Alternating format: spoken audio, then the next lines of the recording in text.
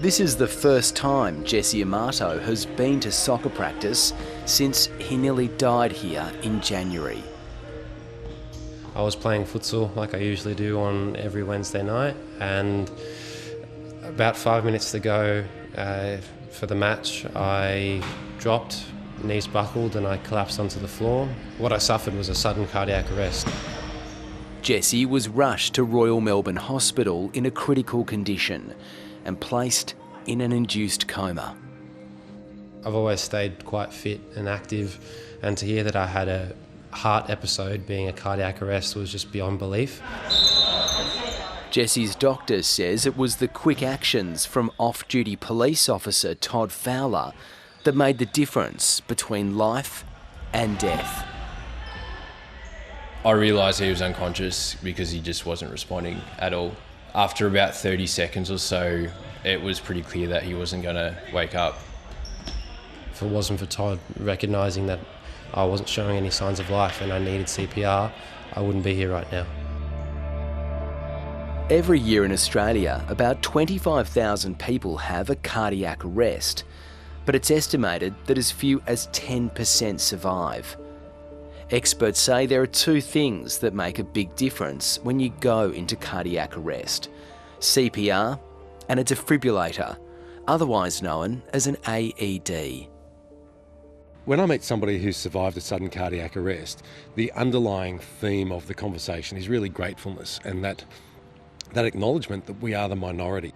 Guys, I think we're going to end it there. Greg's not feeling real well.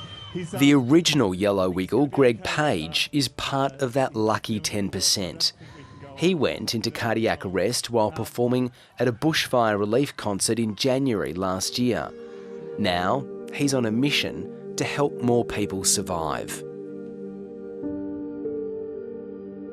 I've come to Dubbo to really shine a light on a guy here by the name of George Chapman.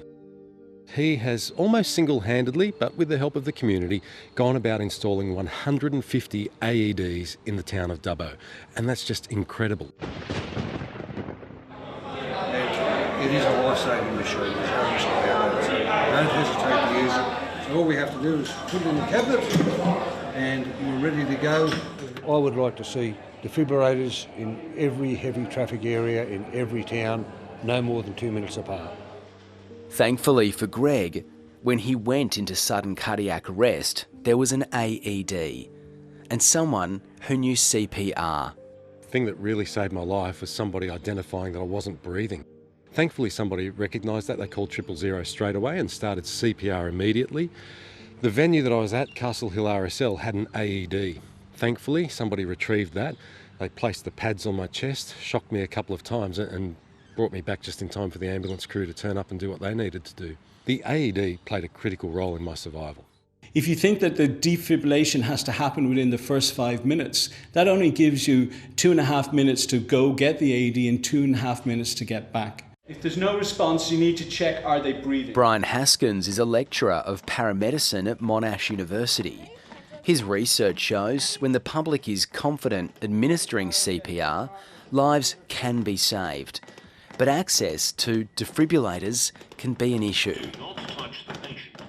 If someone gets defibrillated before the paramedics arrive, in Victoria they have a 57% chance of survival. That drops to 29% if we have to wait for the paramedics arrive. In October last year, New South Wales Labor MP Chris Hayes collapsed in Parliament. Dr Mike Freelander was one of the first people to rush to his aid. So I was in the chair, so I was able to quickly jump up and run to his aid.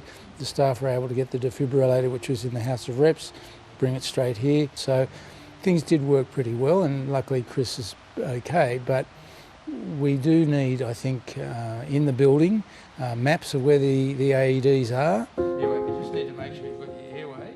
Yeah. And they should be in every place where people are working, so that we have access to them. Going through a process like I went through, where you realise that you nearly weren't going to be around anymore, it's daunting. you realise just how fragile life is.